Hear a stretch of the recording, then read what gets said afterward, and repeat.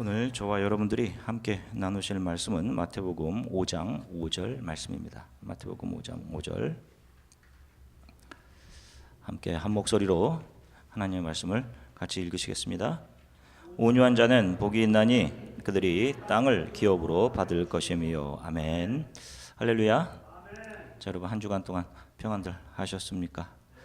자, 날씨가 이제 폭설 또 강추위 또 오늘은 강풍 이렇게 아이오와에서 올 겨울은 아주 여러 가지를 한꺼번에 다 경험하는 것 같습니다. 이제 3월인데도 아직까지 계속 언제 봄이 올까 이제 그런 상태인 것 같아요. 여러분들 몸 관리들 좀 잘 하시길 바랍니다. 또 제가 여러분들을 위해서 늘 기도하고 있습니다. 자, 오늘은 온유한 자와 그에게 약속된 복에 대해서 좀 말씀을 나눠볼게요. 우리가 이미 지난주에 성경에 말씀하는 온유함이란 무엇인지에 대해서 살펴보았습니다. 혹시 지난주 설교를 놓치신 분들은 우리 교회 페이스북을 통해서 설교를 다시 들으실 수가 있어요. 주보에 저희 교회 페이스북 주소가 있습니다. 꼭 지난주 설교를 다시 들어보시고 오늘 설교와 연관을 시키시면 말씀에 대한 좋은 인사이트, 이해를 분명히 얻게 되실 겁니다. 자, 오늘은 온유한 자들에게 약속된 땅 뒷부분, 그 복의 실체를, 이 복을 약속받았던 성경의 인물들을 중심으로 살펴보도록 하겠습니다.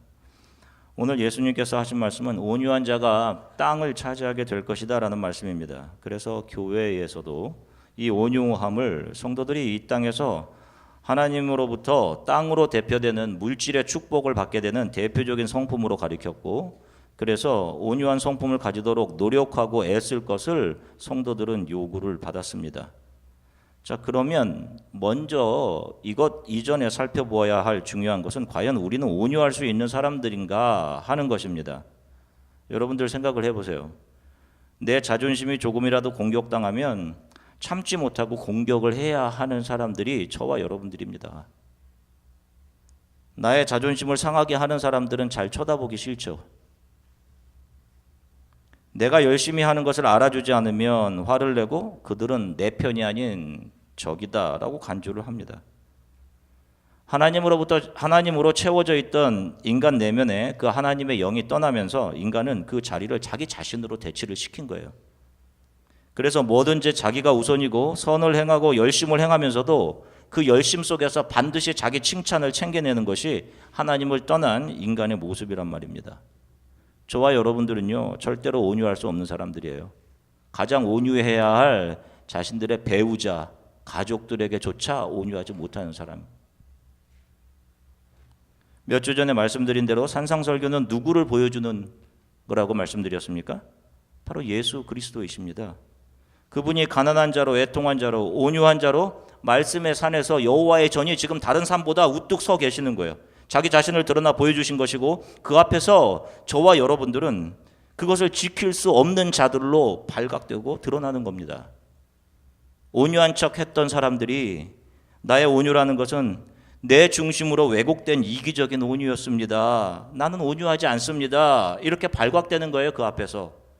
바로 그렇게 우리를 주 예수 그리스도의 발 앞에 엎드리게 하는 것이 산상설교의 목적이라고 말씀을 드렸습니다. 자, 그러면 온유한 자가 차지하게 될 땅을 차지할 것이라고 했는데, 이 말씀은 도대체 무엇을 의미하는 것일까요? 정말 온유한 사람이 이 세상을 살아가면서 많은 토지와 부동산을 차지해서 물질의 축복을 누리게 되는 것일까요, 여러분? 예수님께서 지금 우리들이 이 물질계, 이 시간계 크로노스를 지나가면서 이 세상에서 물질의 복을 받는 그런 어떤 비결들을 우리에게 알려주시고 계시는 것일까요? 지난주에 살펴본 것처럼 온유의 사전적인 의미는 성격이 온화하고 부드러움입니다. 그런데 상식적으로만 생각을 해보아도 이 세상에서는 온유해서는 절대로 땅을 차지하지 못합니다. 역사상 수많은 영토와 땅을 차지했던 군주들, 왕들은 하나같이 잔인하고 포악하고 약삽한 사람들이 대부분이었습니다. 또 온유하지 않아도 성품과 상관없이 하루아침에 땅값이 올라 졸부의 대열에 합류하게 되어서 번 돈으로 또 다른 부동산을 사서 부자가 되는 사람들도 얼마든지 있습니다. 세상에는 온유함과 상관없이 세상의 힘과 지식을 등에 업고 땅을 차지하는 사람들이 있는 반면에 겸손하고 온유한데 평생 땅 한 평조차 가지지 못하는 사람들이 수두룩하단 말입니다. 성경의 인물만 조금 살펴보아도 쉽게 알 수 있어요. 민수기 12장 3절 말씀입니다. 같이 읽겠습니다. 이 사람 모세는 온유함이 지면의 모든 사람보다 더하더라. 아멘. 자, 하나님께서 모세가 이 세상의 모든 사람들보다 그 온유함이 더한 사람이었다라고 말씀하시죠. 그런데 그 온유한 사람 모세가 땅을 기업으로 받았습니까? 민수기 27장 12절서부터 13절입니다. 같이 한 목소리로 읽으시겠습니다. 모세에게 이르시되 너는 이 아바림산에 올라가서 내가 이스라엘 자손에게 준 땅을 바라보라. 본 후에는 내 형 아론이 돌아간 것 같이 너도 조상에게로 돌아가리니. 보세요. 여러분, 이 이스라엘 백성들을 이끌고 그 리더로 외로운 싸움을 했어요. 때마다 불평하고 어떤 때는 자기 자신을 죽이려고 덤벼들던 그 이스라엘 백성들을 이끌고 광야에서 40년 동안 자신의 삶의 모든 시간을 다 허비했습니다. 죽어라고 고생하다가 그가 약속의 땅 가나안 땅을 지금 바로 눈앞에 두고 그 땅을 바라보며 그는 정작 그 땅을 밟지도 못하고 생애를 마감합니다. 하나님께서 온유한 사람이라고 칭해 주셨던 모세, 그에게는 땅 한 평 주어지지가 않았단 말이에요. 너무도 야속하게 하나님은 그러면 보여주지라도 좀 마시지, 산에 올라가서 그 땅을 두루 모세의 눈으로 보게 하시고 너는 저기 못 들어간다 라고 하시고 그의 생애를 마감하게 하셨어요. 자, 그러면 도대체 온유한 자가 땅을 차지하게 될 것이라는 말씀은 무엇을 말하는 것일까요? 다른 예를 또 살펴볼게요. 성경에는 하나님의 땅에 대한 약속들이 많이 나옵니다. 대표적인 것이 아브라함을 부르셔서 그에게 주신 약속이에요. 창세기 12장 1절부터 3절을 같이 읽으시겠습니다. 여호와께서 아브라함에게 이르시되 너는 너의 고향과 친척과 아비 집을 떠나 내가 네게 보여줄 땅으로 가라. 내가 너로 큰 민족을 이루고 네게 복을 주어 내 이름을 창대하게 하리니 너는 복이 될지라. 너를 축복하는 자에게는 내가 복을 내리고 너를 저주하는 자에게는 내가 저주하리니 땅의 모든 족속이 너로 말미암아 복을 얻을 것이라 하신지라. 아멘. 보세요. 하나님께서 아브라함에게 민족과 땅에 대한 약속을 하여 주십니다. 그런데 잘 보세요. 아브라함이 죽을 때 그가 가진 땅은 가나안 땅의 헤브론에 있는 막벨라라고 하는 아주 작은 무덤뿐이었습니다. 거기 아브라함과 그의 아내 사라가 묻힙니다. 자, 그러면 이 복이 이루어진 거예요? 아브라함에게? 근데 잘 보세요. 그런데 아브라함이 죽은 후 하나님은 그의 아들 이삭에게도 나타나셔서 아브라함에게 주셨던 것과 똑같은 말씀을 하십니다. 약속을 반복하세요. 창세기 26장 2절부터 4절입니다. 같이 읽으시겠습니다. 여호와께서 이삭에게 나타나 이르시되 애굽으로 내려가지 말고 내가 네게 지시하는 땅에 거주하라. 이 땅에 거류하면 내가 너와 함께 있어 네게 복을 주고 내가 이 모든 땅을 너와 내 자손에게 주리라.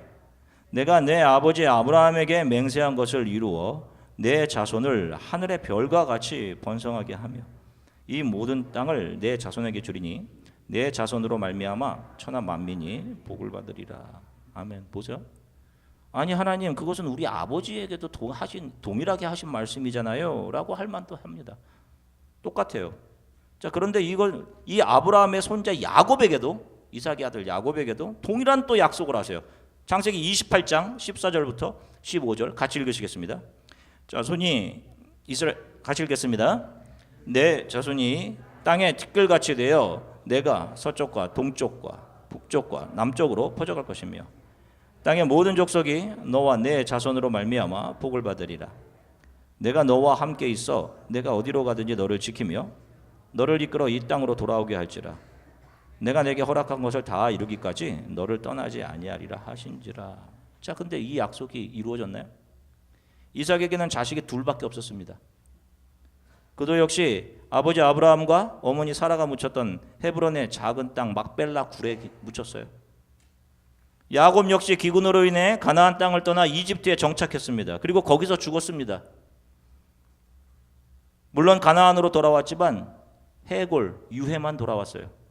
그리고 그 역시 할아버지 아브라함, 아버지 이삭이 묻혔던 헤브란 땅 작은 그 막벨라 굴 그 무덤에 묻힙니다. 자, 그러면 야곱의 후손들은 어떤가요?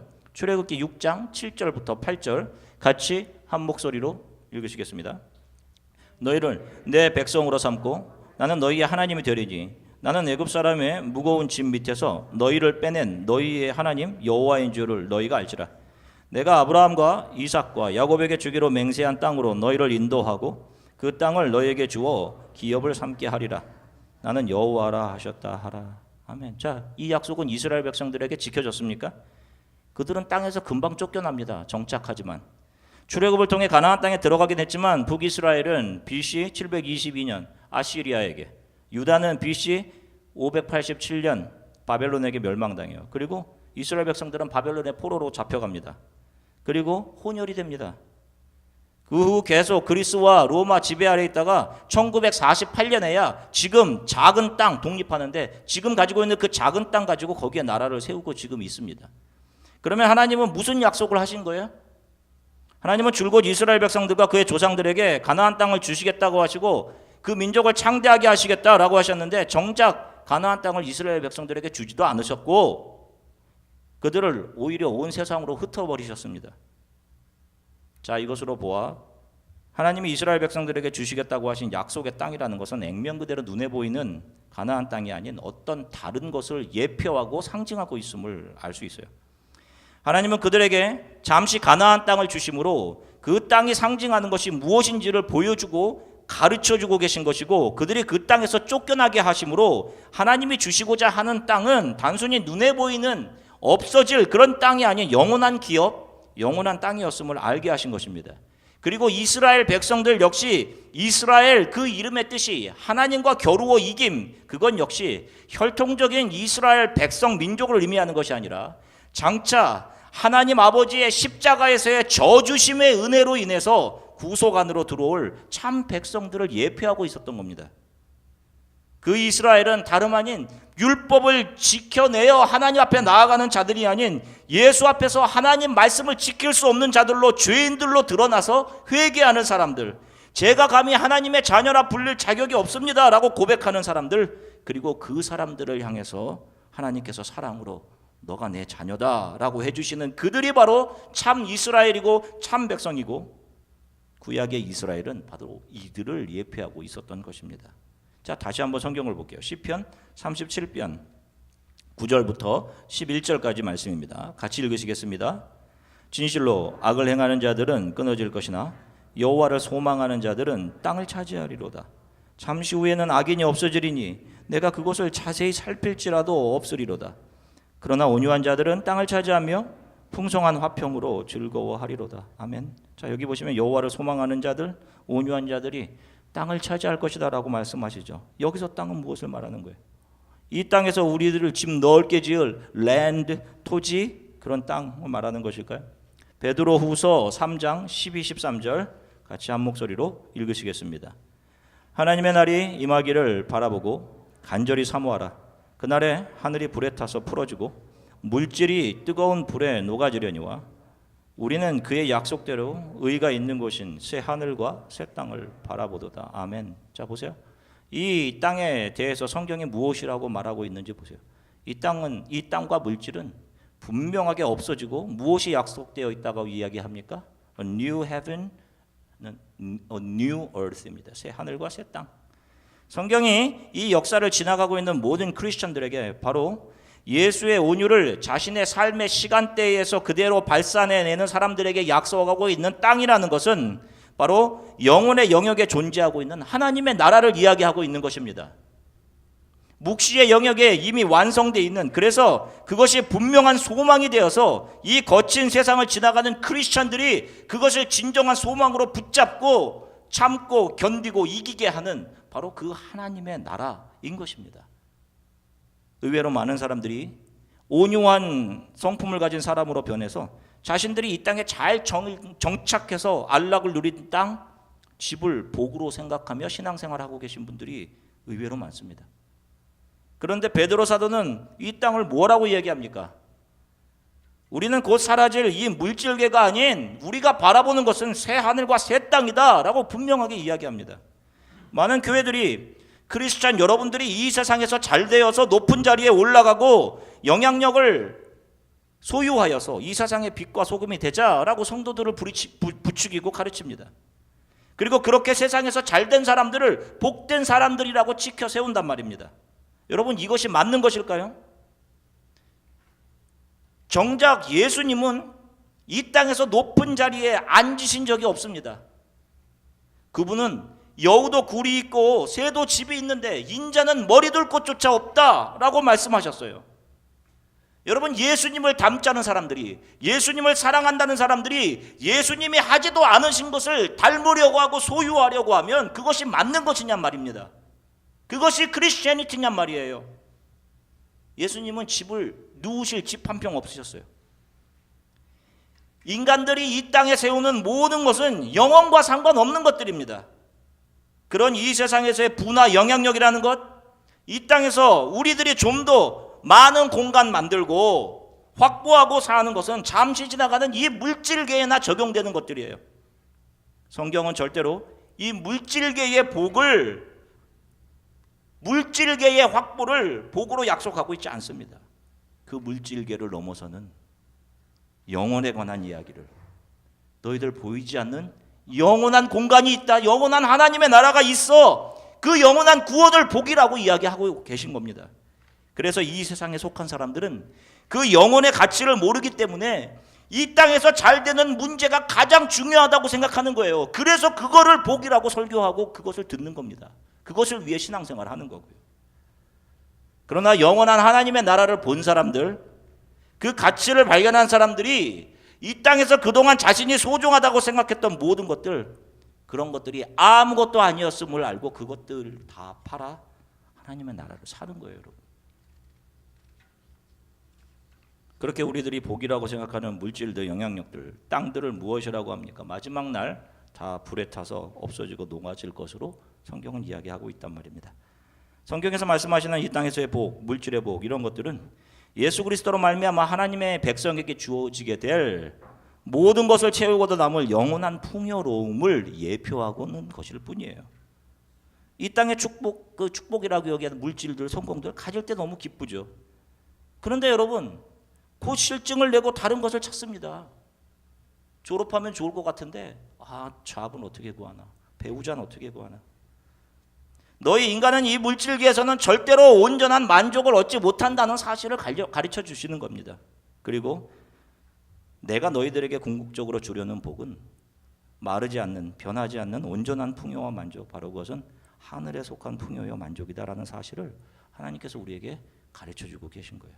바로 이 사실을 아브라함과 이삭과 야곱, 그들의 자손, 하나님의 백성들의 삶을 통해서 그들이 알아가게 됐던 겁니다. 아주 유명한 구약에, 짧게 나오지만 유명한 구약에 한 인물이 있습니다. 역대상 4장 9절부터 10절에 등장하는 인물 야베스입니다. 같이 한 목소리로 읽어볼게요. 역대상 4장 9절부터 10절입니다. 같이 읽겠습니다. 야베스는 그의 형제보다 귀중한 자라. 그의 어머니가 이름하여 이르되 야베스라 하였으니 이는 내가 수고로이 낳았다 함이었더라. 야베스가 이스라엘 하나님께 아뢰어 이르되 주께서 내게 복을 주시려거든 나의 지역을 넓히시고 주의 손으로 나를 도우사 나로 환난을 벗어나 내게 근심이 없게 하옵소서 하였더니 하나님이 그가 구하는 것을 허락하셨더라. 아멘. 많은 성도들에게 알려진 복의 대명사로 알려진 야베스라는 인물입니다. 그가 지금 무엇을 구하고 있습니까? 나의 땅을 넓혀주시고 지경을 넓혀주시고 내 삶에 근심이 없어지게 해주세요 라고 하는 간구예요. 자, 어떤 교회 목사님이 하루에 이 기도를 아침, 점심, 저녁 3번씩 기도하면 이게 그대로 이루어질 거다, 이렇게 가르치는 것을 본 적도 있습니다. 여러분, 과연 그럴까요? 그렇다면 그것이 과연 정성스럽게 예전 우리 할머니 정한수 떠놓고 100일 기도하면 천지신명이 감동하셔서 소원을 들어준다는 다른 미신 종교와 다른 게 무엇이에요 도대체? 교회가 이런 것을 가르치고 있다니 이것이 말이나 되는 것입니까? 자, 야베스가 자신의 땅을 넓혀주시고 복에 복을 더해서 환난에 벗어나 근심이 없게 해달라는 기도를 했는데 하나님께서 그걸 들어주십니다. 자, 야베스가 어떤 사람입니까? 역대상 4장 성경이 유다 지파의 족보를 이야기합니다. 역대상 4장에서. 그러다 갑자기 유다 지파의 한 사람인 이 야베스 이야기를 하는 거예요. 그런데 거기에는 분명한 이유가 있는 겁니다. 왜? 자, 성경이 왜 야베스라는 이름이 붙여지게 되었다라고 이야기하죠? 왜? 그의 어머니가 수고로이 그를 낳았기 때문에. 고통, 수고를 의미하는 야베스로 이름을 짓습니다.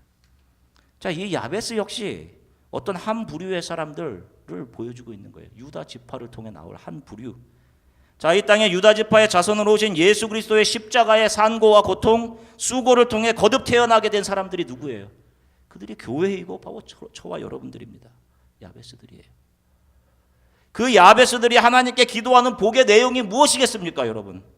그리고 성경이 이것을 왜 기록해 놓고 있겠어요? 만일 눈에 보이는 땅에 관한 이야기라면 기록할 이유가 없는 겁니다. 특별하게 이 이름을 끄집어내어서 수많은 유다 지파 사람들 중에서. 왜냐하면 성경의 기록 목적 자체가 눈에 보이는 이 세상 물질계에 있는 것이 아니라 예수 그리스도를 통해 주어질 영원한 구원에 있기 때문에 그렇습니다. 그가 기도한 것은 하나님이 자신의 조상 아브라함, 이삭, 야곱, 그리고 계속해서 하나님의 신실한 약속을 붙들고 살아가는 그의 백성들에게 약속하신 그 약속의 땅, 하늘의 땅, 영원하신 기업, 그 영원한 기업이 이루어지게 해주시고 오늘을 그 기쁨과 소망으로 살게 해주세요. 눈에 보이는 것들로 인해 걱정하면서 그 소망을 잃어버리지 않고 살아가게 해주세요. 하나님 나라에 대한 영원함을 붙들고 오늘을 기쁘며 근심 없이 살아가게 해주세요. 이 기도를 했던 겁니다. 그 소망을 잊지 않고 살아가게. 여러분, 영원한 하나님의 나라에 대한 소망을 날마다 기억하며 살고 계세요, 여러분? 늘 잃어버리잖아요, 눈에 보이는 것 때문에. 야베스가 그 기도를 한 거란 말입니다. 그걸 잃어버리지 않게 해주세요, 주님. 저와 여러분들이 바로 이 땅에 예수 그리스도의 십자가의 고난에 의해 야베스로 태어난 사람들입니다. 그런 우리들이 하나님께 기도하는 내용이 뭐예요? 저와 여러분들은 원래 열매 맺지 못하는 들포도나무 가지였잖아요. 땔감으로 사용될. 그런데 농부이신 하나님께서 우리들을 잘라내어 참포도나무이신 예수 그리스도께 갖다 접붙인 거 아닙니까? 진액 보혈이 흐르는 자리에 우리를 접붙여 주신 거란 말이에요. 예수의 수고와 고통으로 인해 우리가 예수께 접붙여지게 된 것입니다. 그래서 우리가 야베스인 거예요. 야베스들인 거예요. 그렇게 예수께 접붙여진 우리가 예수의 진액, 보혈로 우리의 생명을 유지하며 사는 거란 말입니다. 이것이 거듭남이고요. 그 접붙여진 자리에서 우리가 무엇을 기도하겠어요, 여러분? 다른 나무들보다 제가 더 멋지게 해주세요라는 기도하겠습니까? 이런 것은 기도가 아닌 근심인 겁니다. 저는 예수께 접붙여진 예전에 아무것도 맺지 못하던 언젠가 불에 넣어져 땔감으로 쓰여지도록 되었던 들포도나무까지입니다. 저를 예수께 붙여주셔서 예수의 보혈과 지대구로 다시 살아나게 해주신 하나님, 저를 통해 하나님이 원하시는, 아버지가 원하시는 참포도나무 열매만 맺게 해주세요 라는 간구가 예수 안에 있는 크리스천들, 야베스들의 기도들인 겁니다. 그들이 원하는 것이 이 땅에 속한 것이겠어요? 아닙니다. 그는 믿음의 조상들이 바라보았던 영원하신 기업, 하나님 나라를 소망했던 겁니다. 자, 그 믿음의 조상들 아브라함, 이삭, 야곱 역시 땅 한 조각 얻지 못한 것으로 보여지죠. 자, 마태복음 22장 32절 말씀 같이 한 목소리로 읽으시겠습니다. 나는 아브라함의 하나님이요 이삭의 하나님이요 야곱의 하나님이로라 하신 것을 읽어보지 못하였느냐. 하나님은 죽은 자의 하나님이 아니요 살아있는 자의 하나님이라 하시니. 아멘. 보세요. 이들이 땅 한 편 갖지 못하고 죽었는 줄 알았는데 예수님께서 뭐라고 하십니까? 하나님은 이들을 뭐라고 얘기하세요?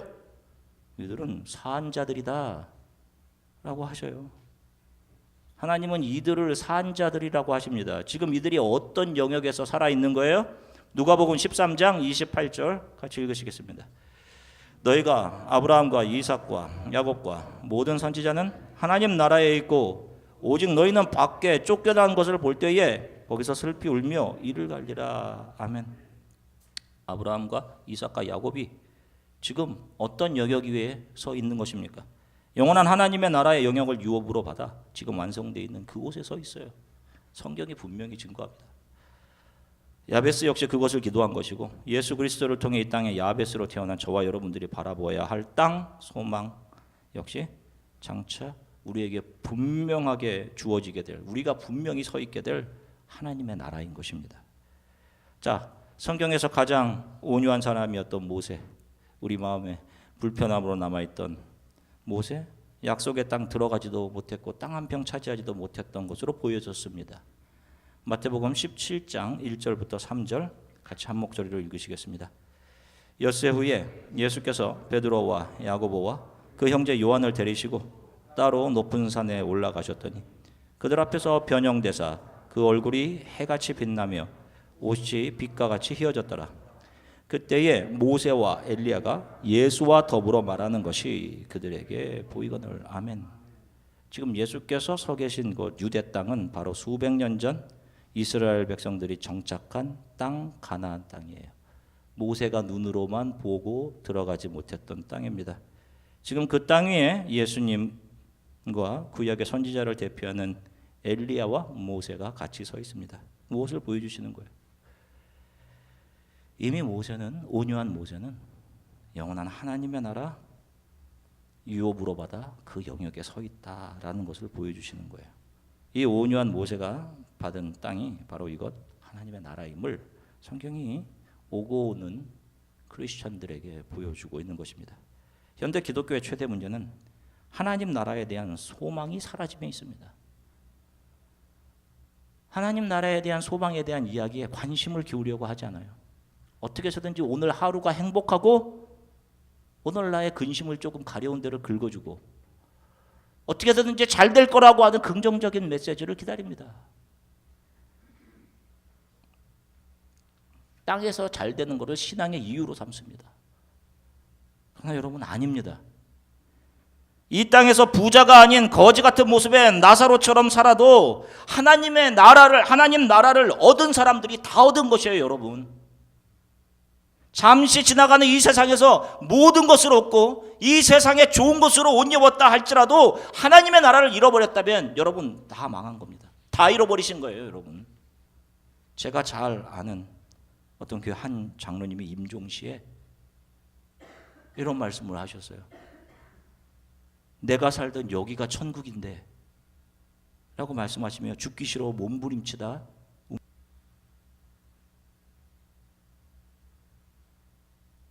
그는 한 20년을 교회 장로로 섬기셨는데 얼마나 놀랐고 얼마나 절망스러웠는지 모릅니다. 장로로 섬기셨는데도 하나님 나라에 대한 소망이 없었던 거예요. 정말 여기가 천국입니까? 여러분들이 먹을 수 있는 곳 마음껏 마음껏 가서 먹을 수 있고 여행 갈 수 있는 곳 마음껏 갈 수 있기에 여러분 이것이 천국이에요? 그러면 우리들의 피부가 이렇게 변하지 말아야죠, 여러분. 우리들의 머리가 백수로 변하지 말아야죠. 쑤시고 아픈 데가 없으셔야죠. 아닙니다, 여러분. 하나님의 나라는 분명히 있습니다. 영원에서 우리는 잠시 이 땅을 지나가 영원으로 가는 거예요. 집으로 돌아가는 겁니다. 본향으로 돌아가고 있는 거예요. 어떤 부류는 죄 속에 뒹굴다 영원한 지옥의 집으로 돌아가는 것이고 어떤 부류는 이 땅에서 은혜로 건져냄을 받아 예수의 손 붙들고 십자가의 은혜로 영원한 하나님의 나라로 돌아가는 겁니다. 찬송가 중 나의 영원하신 기업 생명보다 귀하다라는 찬양이 있어요. 그 찬양 3절에는 이렇게 되어 있습니다. 어두운 골짝 지나가며 험한 바다 건너서 천국문에 이르도록 나와 동행하소서라는 고백이 있어요. 이 얼마나 귀하고 아름다운 고백입니까? 온유한 자들의 입에서만 나올 수 있는 예수의 온유를 입고 그 예수의 온유를 반사해내는 자들의 입에서만 나올 수 있는 기도이자 고백의 찬양인 거예요. 우리는 날마다 하나님의 나라를 소망이 있어야 합니다. 이 세상에서 잘 되는 것이 중요한 것이 아니라 여러분 매일매일 예수를 붙잡고 매일매일 하나님의 나라를 소망하며 있어야 되는 거예요, 여러분. 우리는 분명히 이 갈보리 길을 지나 주 앞에 서게 될 것입니다. 우리는 그 앞에 서야 온전하게 될 거예요. 온유한 자들, 예수의 온유하심으로 거듭난 우리 야베스들, 우리들은 분명히 영원한 하나님의 나라를 기업으로 받게 될 것입니다. 여러분 이것을 반드시 기억하시고 여러분 한 주간 동안 이기시고 견뎌내십시오. 그리고 이 기도를 날마다 드리십시오. 하나님, 눈에 보이는 것 때문에 영원한 하나님의 나라에 대한 소망을 잊지 않고 살아가게 해주세요. 여러분 이렇게 살아가시기를 주 예수 그리스도의 이름으로 간절히 축원합니다. 잠시 기도하시겠습니다. 하나님, 오늘도 우리가 주 예수 그리스도 앞에 서 있습니다. 참 저는 제가 그래도 조금 잘하는 사람인 줄 알았는데 여지없이 예수 그리스도 앞에 저의 교만과 온유함과 게으름과 세상을 사랑함이 드러납니다. 주님, 나를 둘러싸고 있던 교만과 자만감, 나를 신뢰함, 세상에서 내가 주인됨, 불신앙을 깨주십시오. 이 세상에서는 십자가에서의 고통과 수고로 나를 잉태내신, 거듭나게 해주신 그 예수 그리스도의 온유로 덧입혀져 제 삶에서 예수의 온유만 온전히 반사되어 우리에게 열어주신 하나님의 나라에 대한 소망을 붙들고 눈에 보이는 것들 때문에 의심하고 두려워하고 쓰러지지 않고 이 소망을 분명히 붙잡고 살아가게 해주십시오. 세상 살아가는 동안 나의 욕심과 나를 채우는 삶을 살지 않게 해주십시오. 하나님의 뜻만이 나를 통해 온전히 드러나게 해주세요. 우리에게 기도하겠습니다. 그리고 성찬의 떡과 잔을 받도록 하겠습니다. 잠시 함께 기도하겠습니다. 사랑의 주님 감사합니다. 오늘 사랑하는 성도들과 함께 하나님 말씀 나누게 하셔서 감사드립니다. 주님, 온유한 자들이 받게 되는, 온유한 자들에게 약속된 땅이 무엇인지 하나님 말씀을 통해 살펴보게 하셔서 감사합니다. 그들이 단순히 하나님 자기들에게 약속된 곳이 눈에 보이는 땅, 랜드가 아닌 하나님 나라 영원하신 기업임을 믿음으로 바라보았던 것을 기억합니다. 그렇습니다. 하나님 모든 것이 다 있고 하나님 오히려 모든 것을 골라서 선택해야 하는 상황에 있는 우리들은 이곳이 어쩌면 천국이며 생각하며 살아가고 있는지도 모릅니다. 오 주님, 우리를 긍휼히 여겨주십시오. 하나님, 그 가운데 이 모든 것이 어떻게 준비되어 있는지를, 이 모든 것의 결말이 어떻게 날 것인지를 우리에게 열어주신 하나님의 나라에 대한 소망을 날마다 잊지 않고 살아가게 해주십시오. 세상의 것들 때문에, 그것을 가지지 못한 것들 때문에 두려워하고 절망했던